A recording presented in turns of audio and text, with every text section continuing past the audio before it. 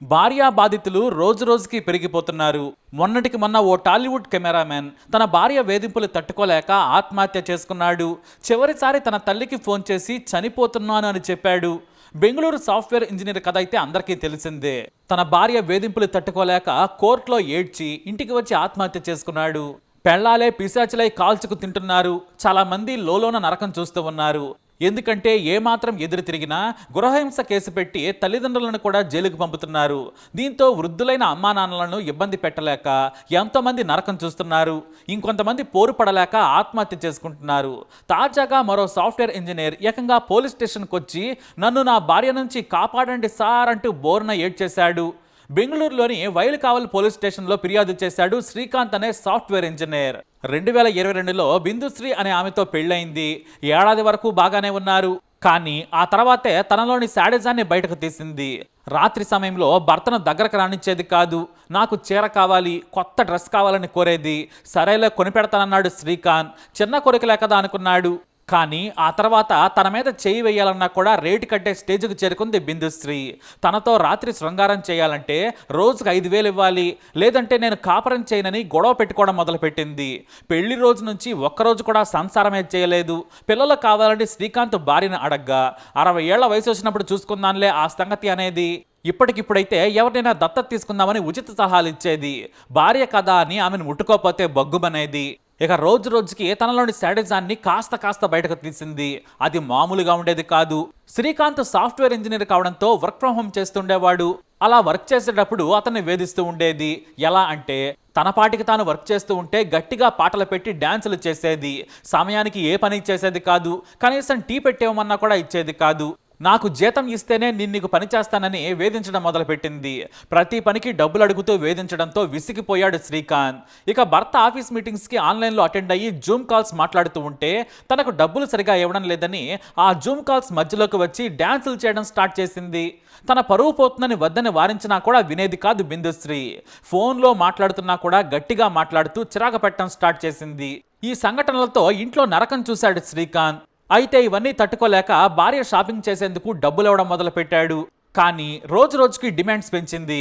ఇక చిరాకు పడిపోయాడు శ్రీకాంత్. డబ్బులు ఇవ్వనని కరాఖండిగా చెప్పడంతో శ్రీకాంత్ భార్య బిందుశ్రీ ఇక బ్లాక్ మెయిలింగ్ దిగింది. నువ్వుగా నాకు అడిగినన్ని డబ్బులు ఇవ్వకుంటే నీ పేరు రాసి ఆత్మహత్య చేసుకుంటాను, నీ వల్లే ఆత్మహత్య చేసుకున్నాను, అదనపు కట్నం ఫిజికల్ టార్చర్ భరించలేక చనిపోతున్నానని లేఖ రాస్తానని బెదిరించడం మొదలుపెట్టింది. దీంతో శ్రీకాంత్కి పిచ్చెక్కిపోయింది. ఆమె చేష్టలతో ఇక లాభం లేదనుకున్నాడు. నీకు నిజంగా నేను ఇష్టం లేకపోతే విడాకులు తీసుకుందాం, కానీ ఇలా వేధించకన్నాడు శ్రీకాంత్. కానీ అందుకు బిందుశ్రీ ఒప్పుకోలేదు. 45 లక్షలు ఇస్తేనే నేను హాయిగా బ్రతుకుతాను, నిన్ను కూడా హాయిగా బ్రతకనిస్తాను, నీకు విడాకులు కావాలంటే డబ్బులు ఇవ్వమని బెదిరించడంతో కన్నీళ్లే మిగిలాయి. ఇక స్నేహితులకు చెప్పుకొని బోరమన్నాడు శ్రీకాంత్. ఇక వారు పోలీసులకు ఫిర్యాదు చేయమని చెప్పడంతో వైలుకావలి స్టేషన్కి వచ్చి విషయం చెప్పాడు. దీంతో అతని భార్యను పిలిపించి విచారణ చేశారు పోలీసులు. కానీ ఆమె మాత్రం పోలీసుల ముందు మరో స్టోరీ చెప్పింది. మరో పెళ్లి చేసుకునేందుకు శ్రీకాంత్ తప్పుడు ఆరోపణలు చేస్తున్నాడని ఆరోపించింది. కానీ శ్రీకాంత్ అప్పటికే చాలా తెలివిగా వ్యవహరించాడు. అతని భార్య బెదిరింపులు, డ్యాన్సులు, మాటలు అన్నింటినీ రికార్డ్ చేసి పోలీసులకు ఇచ్చాడు. వాటిని చూసి పోలీసులకు నవ్వాలో లేదా సీరియస్ అవ్వాలో కూడా తెలియలేదు. అయితే బిందుశ్రీ ఇక్కడ మాట మార్చింది. అవన్నీ ఎడిట్ చేసినవని ఆరోపిస్తూ ఉంది. మా తల్లిదండ్రుల దగ్గర 40 లక్షల రూపాయల కట్నం తీసుకున్నాడు. వాళ్ళు కష్టపడి ఆ డబ్బిచ్చి పెళ్లి చేశారు. నేను నా భర్త ఇంటికి వెళ్ళిన తర్వాత అతను నన్ను బాగా చూసుకోలేదు. నాకు రోజుకు భోజనం కూడా సరిగా పెట్టేవారు కాదు. కాబట్టి నేను మా అమ్మింటికి వెళ్ళిపోతున్నాను. నేను నా భర్తను ఏ విధంగా వేధించలేదు. వాళ్లే నన్ను తిట్టేవారు, కొట్టేవారు. ఓసారి వాళ్ళు కొట్టిన దెబ్బలకి నా తల తిరిగి పడిపోయానని బిందుశ్రీ ఎదురు తిరిగి కహానీలు చెప్పింది. కానీ భర్త శ్రీకాంత్ మాత్రం నేను ఇచ్చిన ఆడియో వీడియో ఆధారాలను ఫోరెన్సిక్ పంపించండి, తప్పుంటే శిక్షించమంటున్నాడు. నేను నా భార్యతో కాపురం చేయలేను, నా వల్ల కాదు, నాకు ఈ నిత్య నరకం వద్దు, బలవంతంగా కాపురం చేయాలని చెబితే చావే మార్గమని ఏడ్చాడు శ్రీకాంత్. దీంతో పోలీసులు ధైర్యం చెప్పారు. తామున్నామని తొందరపాటు నిర్ణయం తీసుకోవద్దని చెప్పారు. ఇప్పుడు రెండు వైపులా కుటుంబ పెద్దలను పిలిపించి మాట్లాడుతున్నారు పోలీసులు. కొంతమంది ఈ మధ్య భరణం కోసం ఇలాంటి డ్రామాలు ఆడుతున్నారనే కమెంట్స్ కూడా వినిపిస్తున్నాయి. మగాళ్లే విడాకులు కోరుకునేలా చేసి బలవంతంగా డబ్బు తీసుకొని ఆ తర్వాత నచ్చినట్లు బ్రతకాలనేది వారి ఐడియా. కానీ ఎంతవరకు సెలబ్రిటీలకే శాడిస్ట్ లేడీస్ తాకిడుండేది. కానీ ఇప్పుడు సామాన్యుల వరకు కూడా ఈ ట్రెండ్ రావడంతో చాలా మంది లబోదిబ్బమంటున్నారు. కేవలం శ్రీకాంత్ మాత్రమే బయటకు వచ్చాడు. బయటకు రాకుండా లోలోనే నరకం చూస్తున్న శ్రీకాంత్లు ఎంతో మంది ఉన్నారు. లంచం తీసుకుంటే నేరమైనప్పుడు భరణం అడగడం కూడా నేరమే అనే చట్టం తేవాలంటున్నారు భార్యా బాధితులు. సరిగ్గా 4 రోజుల క్రితమే భార్యా బాధితుల సంఘం ఆందోళన కూడా చేసింది. ఈలోపే కొత్త బాధితుడు పోలీస్ మెట్లెక్కడం సంచలనంగా మారింది. భర్త మీద మోజు తిరగానే కేవలం డబ్బు కోసం కొంతమంది లేడీస్ ఇలా దారుణాలకు తెగబడుతున్నారని యువకులు ఆరోపిస్తున్నారు. డబ్బు చేతికొస్తే నచ్చినట్లు బ్రతకొచ్చు, లేదంటే మరో పెళ్లి చేసుకోవచ్చని ప్లాన్ చేస్తున్నారు. అంతేకాని కట్టిన తాళికి భర్తకు విలువ లేకుండా పోయిందని వాపోతున్నారు.